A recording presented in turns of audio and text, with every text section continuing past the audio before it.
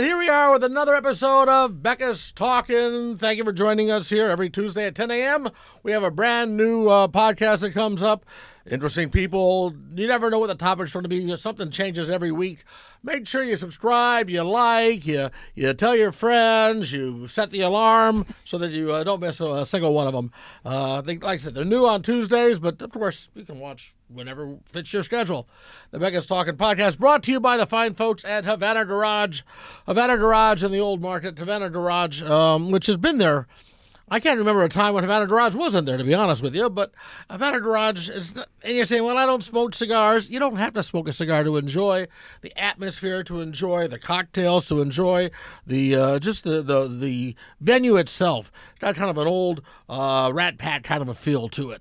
It's a nice place to go for happy hour. Nice place to go maybe before or after a dinner in the Old Market. Nice place to go if you got a concert at the CHI or the Holland or the Orpheum or something else happening downtown. Make it a point to stop by the Old Market and the fine folks at Havana Garage. With me today is a friend of mine who, you can find almost anything on the internet, right? Pretty much almost anything on the internet. And if you were to tell me that there was a podcast page and a video page, a YouTube page, that just focused on leftover food, I would think, no, there wouldn't be anything like that. I would be wrong, because there is. And Diane Watson here is the host and the producer and the originator of Leftover Chef. Yes, that's right. Okay, Hi, Tom. now, I mean, obviously, food is a big topic. Right. So it's a big industry and everything like that. But leftovers, you get the leftovers, next day, you take them out of the refrigerator, you pop them in the microwave, boom, you're done, right? That's one way. Okay, that's my way, so now you're going to tell me how my way is wrong. It's not wrong. I think the only thing wrong is throwing leftovers away or not taking them with you when you leave a restaurant, which a lot of people just leave them behind. But 40% of all the food in this country is thrown away. 40%. And if you think about the fact that 1 in 6 people is food insecure, there's a disconnect there. And the other thing that really prompted me to think about this was when inflation started going crazy, food prices got very noticeable. Yeah. The price of everything went up. And it's no exception at the grocery store or at restaurants. They're just covering their costs. So if you think about the fact that 40% of the food is thrown away, that means a family of 4, on average, is throwing $2,000 of food away in the garbage. So I think when I talk to people, why don't you take leftovers? Why don't you do something with leftovers? The common answer I heard is, well, because I just had it for lunch and I don't want to have it for dinner, or I just don't like to eat the same thing over and over. And I get that. So the concept of Leftover Chef is to take those leftovers and transform them into something new, something that you'll eat, something you'll enjoy, and something that you won't throw away to help you save time and money. And also the last thing is you're saving the planet. Food waste makes up the biggest component of our landfills. And if we can do something to save money, save some food from the landfill, and have something delicious, it's great all around. Okay, so you say make something different. Right. But now if I'm going to a restaurant, because I think that, for me at least, with the restaurant, they always give you so much food. Right. But then I'm there, so I'm going to eat it. And of course you can tell, I don't take the leftovers home. But a lot of other people, like you say, they do take them home or they throw them away. What was was this like just some epiphany you had about food waste? Or, what drove you? I don't think you like to cook, yeah. But what drove you to focus on leftovers? That's a great question. So during pandemic, like a lot of us, I live in a very restaurant-centered neighborhood, and I wanted to do as much as I could for the folks that were hurting during pandemic. So I got a lot of takeout, which I don't normally do. I like to cook or go out, but I got a lot of takeout. And to your point that you just made, it's astonishing how much food gets served. Yeah. And I didn't really want to eat all that. So I started thinking about the same time I was seeing folks in my neighborhood, asking for handouts. And I just thought there's a disconnect here. There's got to be something we can do to keep food out of the landfill and make these leftovers more attractive. So it was really kind of a, COVID sitting around thinking a lot kind of project. So today I went out to lunch, right? And I had a prime rib melt. Nice. Which basically was leftover prime rib, right? Right. Okay, so it's basically leftover prime rib. So I had that for the sandwich, but I also had tater tots. Nice. I had leftover tater tots. Yum. Right? I ate the sandwich, but I had leftover tater tots. What the hell do you do with leftover tater tots? Well, off the top of my head, when I have leftover tater tots, I make tachos. What? They're nachos with tater tots. So instead of heating up cheese on tortilla chips, use your tater tots as a base. You can put some taco meat on there, some shredded cheddar cheese, pop it in the oven for about 10 minutes, take it out, put some lettuce, tomato, sour cream. You got yourself tachos. Do you stay up late at night thinking of this stuff? Or? I kind of do. Yeah, every time I go out to eat now, I look at a menu now in terms of, okay, what's going to make the best leftover dish on my show? Because I actually almost brought the tater tots in as a prop. We should have made them here. Do you have a microwave? Okay. So are there foods that you just can't? Well, I think that pasta is really just pasta. Luckily, it's so delicious heated up, although I did make a spaghetti pie out of leftover spaghetti. But I think pasta, Chinese food, you're basically just kind of heating that up. But a lot of other things, the one I get the most response from my viewers on is bread. Now, I do have viewers that say, how do you have leftover bread? But for instance, I brought home a small loaf of bread from a local restaurant this weekend. Mm-hmm. And they served this beautiful loaf with it, but I had just a little bite. And it didn't look that appealing, but I thought, no, I'm not throwing this away. So I cut it up. This is my favorite thing to do with bread. You can do it with bread, hamburger buns, the bun on half of a cheeseburger you didn't eat, and make croutons. And once you've made homemade croutons, you will never buy a store-bought crouton again. Basically what? You cut up the bread into little pieces and then just let it get stale? Well, that's one way. That's what you would do if you were going to make stuffing, for sure. But if you want to make really delicious croutons, you melt some butter or olive oil or a combination, just about a tablespoon, depending on how much bread you have, on your skillet stovetop. Let it get hot. Toss those cubes in. Stir them, but not constantly. You want to let them sit and brown a little bit, and then you can season them with anything. Garlic powder, truffle salt, ranch powder dressing. And if you're really health conscious and you don't want so much fat, you can put them in the oven. And you don't have to really tend to them. Just pop them in for 10 minutes, stir them once in the middle, and you have croutons. Now, when you mentioned the pasta, it just brought back a fond childhood memory. Bring it. When my mom, we used to have leftover spaghetti. Okay. Right? And, the sauce would be all mixed in and all that, right? There'd be a big pot in the refrigerator of leftover spaghetti. I would go and I would get out some whole wheat bread, and I would take that cold spaghetti and make a cold spaghetti sandwich. Beautiful. My mom thought I was nuts, but man, I was in heaven. And I having talked about this, now I'm thinking about this, I realized I have not made spaghetti in 100 years, and boy, that might sound good. Sounds really good. Make it just for the leftovers, yeah. Okay, can I take that dish and elevate it for you? Of for course. an idea? Oh, I'm sure mine never good enough. Okay, No. I just want to give you, that's the key to keeping leftovers fresh, is doing new and different things with them. Uh-huh. But I love a pasta sandwich. But you might try it this way next time. Get a nice crusty piece of sourdough, put your spaghetti on it, maybe heat it up in the microwave a little bit, then put it under the broiler with some Parmesan and mozzarella cheese and make an open-faced hot spaghetti sandwich.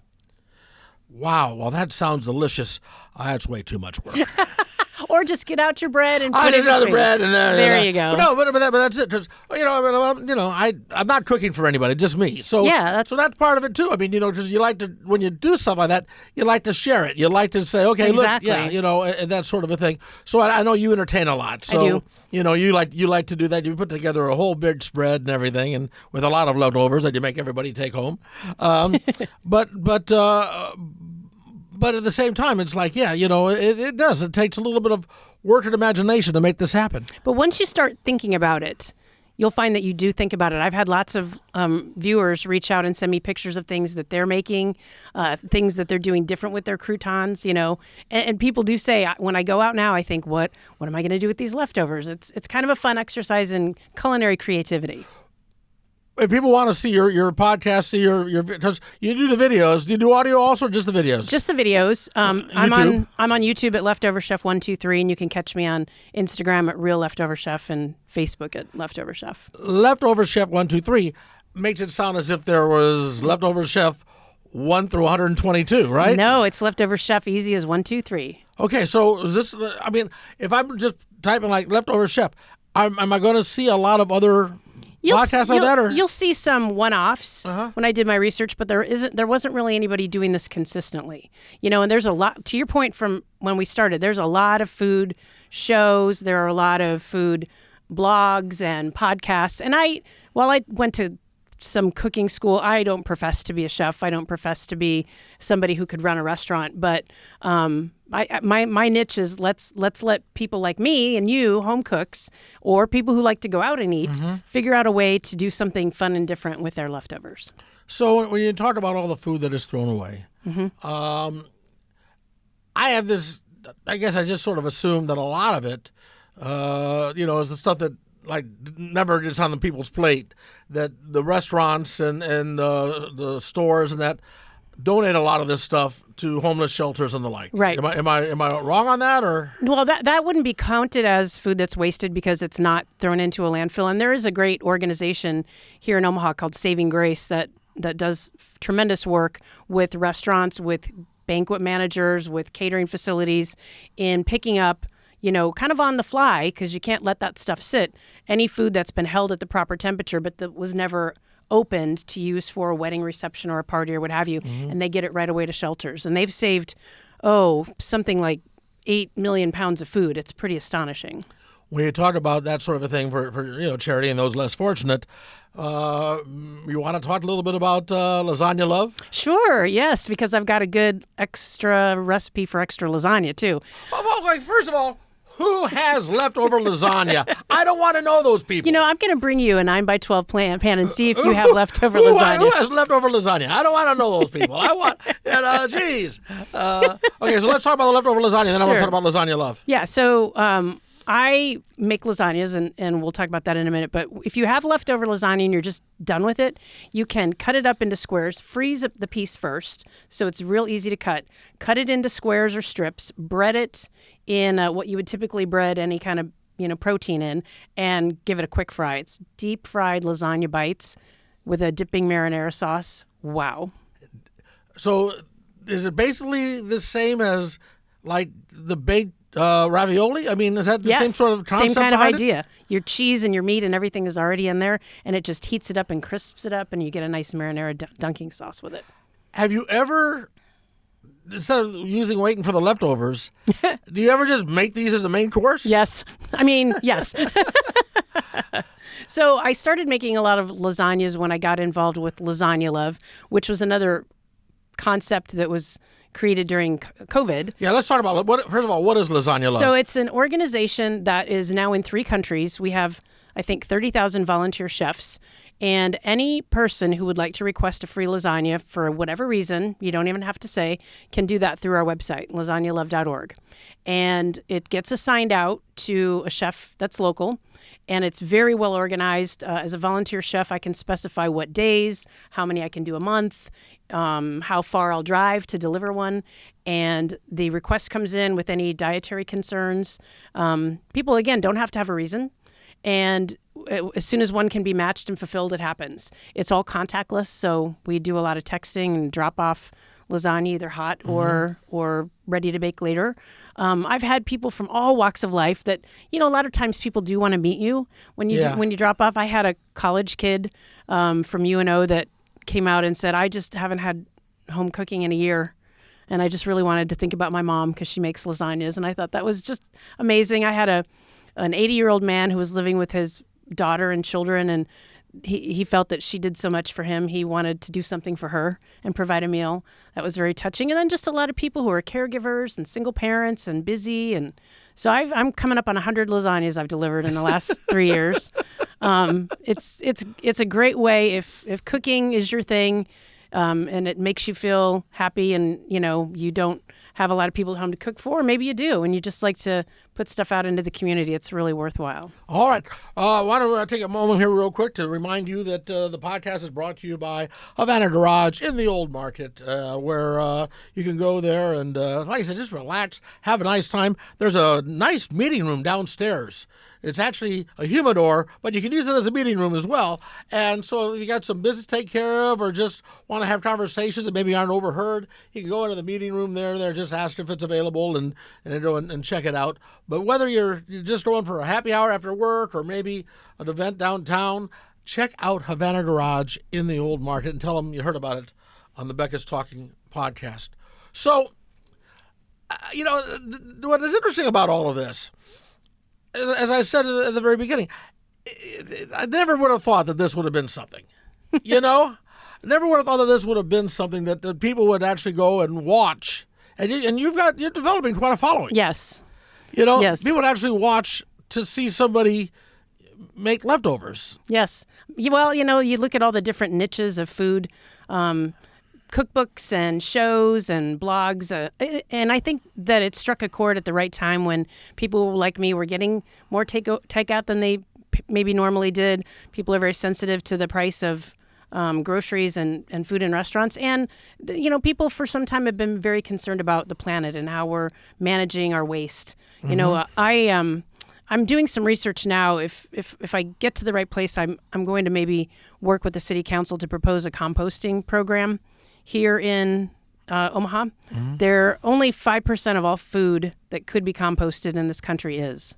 So there's a great opportunity to keep food out of the landfill and putting it to good use for growing things. Would you be working with them, like with the restaurants and everything, to have them? I was inspired when I went to Seattle. I actually did a leftover chef recipe or show on location. Oh, nice! When I was there having dinner with a friend, we had some salmon. But while we were shooting the show, the composting truck rolled up and collected her bucket. And they do this in Chicago, too. Lots of big cities. So you get a composting bucket. Even if you live in an apartment, it's not a problem. And you put that bucket out just like you would your trash or your recyclables, and it's picked up and put to use. Really? So I'm just starting to do my research on how viable that would be, but I think that'd be a kind of a cool thing to introduce to the city. But that involves, you mentioned like Seattle, right, or Chicago, tend to be more liberal cities. Right. More interested in something like that. Would something like that fly in Omaha? Besides the Dundee area? I think it wouldn't have, a lot of people don't recycle, but a lot of people do. Yeah. So I think there would be interest. I'll tell you, when I went to Italy a few years ago, it was my first time there. I did a show from Tuscany, too. I was just amazed at our Airbnb that you are required to pay for whatever trash you produce. So you can recycle the cardboard, recycle the paper, recycle the metal, recycle the glass, compost, and then what's left, they weigh and you pay for. And if you think about how it would be if we had that approach to our trash, people would be very different-minded about what they threw away. You'd stop and think a lot more before you just toss something in the trash. I don't know if that could ever fly in this country, but it certainly made me think a lot the week I was there about what I was throwing away. Well, I know that, let's, for instance, go to a movie at the Dundee movie theater, right? Mm-hmm. That they have outside. They have a compost and trash and recyclables all there. And I never know, okay, is this compost or recyclable or trash? I never quite know. It takes getting into a habit and a mindset. And I'm with you. I want to do the right thing, but I just don't know. And they have the pictures and signs there, but sometimes I'm like, this doesn't really fall into any of these. I don't know. So then I put it in the trash because I don't want to, spoil a whole bin of compostable or what have you. But it's just interesting to think if this were an economic reality that, you had to pay for the amount of trash, people would think very differently. Yeah, I'd like to see that fly in the age of social media. That's a dream down the road. But so right now, I'm just helping people keep their half a cheeseburger, out of the landfill. And I'll tell you, the holidays are. Go ahead. But you say take the half a cheeseburger out of the landfill. But that all decomposes, right? It's not like it's not like you're putting a plastic bottle in there. It produces the largest amount of methane. I think it's methane gas of anything in a landfill. So it's not only the planet Earth here in the ground, but it's what we're putting into the ozone. So not only do the cows give you methane gas, but then the I think byproduct, the hamburger afterwards, does the same thing. Wow, you just connected it, didn't Yeah, you? hey, it all ties it all ties together. Okay, so give me a few of your other favorite Sure. leftover recipes. Well, around the holidays, food waste goes up 25%, and 35% of all the edible turkey gets thrown away. And I get it. You can only have so many sandwiches. You can only, do so many things. So I created a dish to make an easy kind of pot pie out of your leftover Thanksgiving or Christmas dinner. So you cut up whatever leftover turkey you have. You throw in the gravy. You throw in a half a can of cream of whatever soup, cream of mushroom, cream of onion, a little bit of milk to make it a little more moist. Add your stuffing, and then any vegetables you have. Can be anything. Stir it all up, put it in a buttered dish, and put your mashed potatoes on top. Cook it for about 35 minutes. Put it under the broiler for about 5 minutes. It's delicious, and it's an easy way to use up. You don't even have to measure anything. I know that this past Thanksgiving, that after the turkey was all carved up, my sister took the carcass and boiled it. Made stock. To make stock. Yeah, and that's a great thing to do. Yeah. And if we had composting, then you could put that leftover carcass in a compost bin. They just threw it to the dog. Well, even better. No. No, they didn't. I know you don't give bones like that to a dog. Don't send me letters and complaining and get the Humane Society after me. Okay, so that's one. And I guess when you talk about you got that half a hamburger. Mm-hmm. The hamburger's already been cooked. Right. It's already maybe got ketchup and mayonnaise on it and all of that stuff. Right. Okay. What do you do with that? I mean, it's not like you can just all of a sudden, turn that into a meatloaf, can you? Well, you can turn it into a breakfast dish. A lot of things can be turned into breakfast. So I'll tell you, when I go to a restaurant, those spaghetti sandwiches make a great breakfast. You can put a runny egg over anything, anything left over, and it's a great breakfast in my mind. When I go out to eat and I'm getting a burger, if I know the place serves a really large burger, I will cut it in half first and then put my condiments on the half I'm going to eat. Uh-huh. But if you bring half of it home and it's got ketchup and mustard, whatever, put the garden, as they call it, in your compost pail. And then I usually just trim off anything that's got ketchup or anything that was eaten, and I will take that hamburger, cut it in small pieces, throw it in scrambled eggs with spinach and Swiss cheese. And it's called a Scrambled Joe. We probably should have done this whole thing in a kitchen. In my kitchen, with some samples. Well, they can see your kitchen and that with all your videos and all of your how-tos. It's Leftover Chef 123. Yep, on YouTube. On YouTube, okay, on YouTube and also on Instagram, right? Right.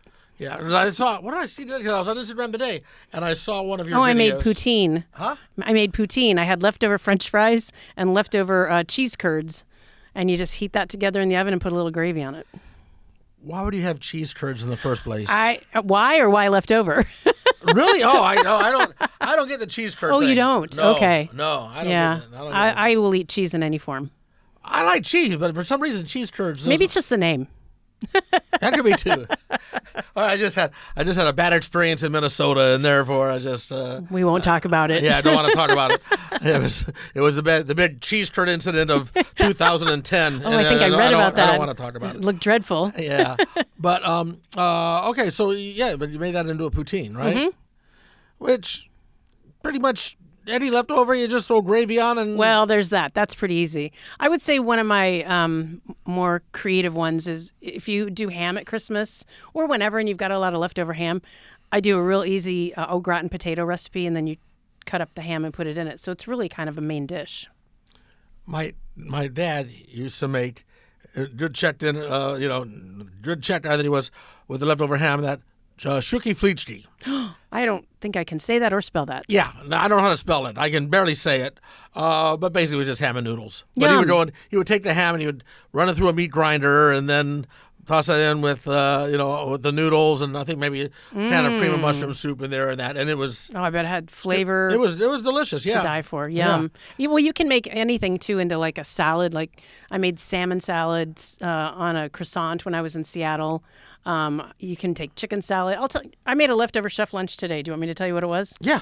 I went out and had steak and chicken, and I had I ate most of the steak, and then I brought most of the chicken home. And then I had some rice from a dish I made 2 days ago, and I had some zucchini. So I tossed it all together in a big open bowl, and I had a teeny bit of béarnaise sauce left. So I just kind of drizzled that on top. So it was like a rice and chicken dish with vegetables and a little béarnaise. It was fantastic. You know, I realize that any of the leftover dishes that I'm reminiscing about were all from my childhood, right? Because I don't do any of that stuff. I guess I probably should. I probably should. I should It's be more fun to conscientious revisit about them, that. yeah. More conscientious about that. But like I said, I'm not. When it comes to cooking, I'm just not. I'm not that guy. I'm not good at it. That's why microwaves were invented. But I will give you a tip: don't reheat anything in your microwave in plastic. When you heat plastics, they can leach out any chemicals that they have that are not good for your food. And in fact, I just did a quick video on an announcement that came out that especially black colored plastic takeout containers and utensils, they make spoons and spatulas, have a specific kind of chemical that was banned about 5 years ago. But because they're made of recyclable materials, those contain the chemicals from recycled electronics. So they're particularly bad for you. I went through my kitchen and threw out it's one I had to throw out. There's nowhere to go with that. So I threw out all the black plastic utensils and takeout containers. Yes. There are just some things that I don't want to know. You know what I mean? And boy, when you say that and you talk about recycled plastics and electronics, I know. It's like really. Is this a spoon or my old iPad? Yeah. But for the same reason that I don't always want to know what what's in my food. Yeah. Oh, escargot is what? Yeah. But anyway, again, Leftover Chef 123 on YouTube. And also, do you ever do any like cooking demonstration, live cooking demonstrations that, or invite people over? We're going to start doing that in 2025, and I'm also working on a cookbook that will have some of my favorite recipes, and about half of them will have a secondary recipe on what to do with the leftovers. Oh, very cool. Yeah, very cool. All right. This podcast, along with all the other podcasts, brought to you by Havana Garage. And like I said, please join us every Tuesday 10 a.m. or whenever you can. Maybe a nice winter's weekend where you just go down that rabbit hole of hitting all the different podcasts. But check it out. Like, subscribe, be a part of it. Becca's Talking Podcast, brought to you by the fine folks at Havana Garage in the Old Market. Till next time, when who knows who my guest will be. Yeah, we'll see you later. Take care and bye, y'all.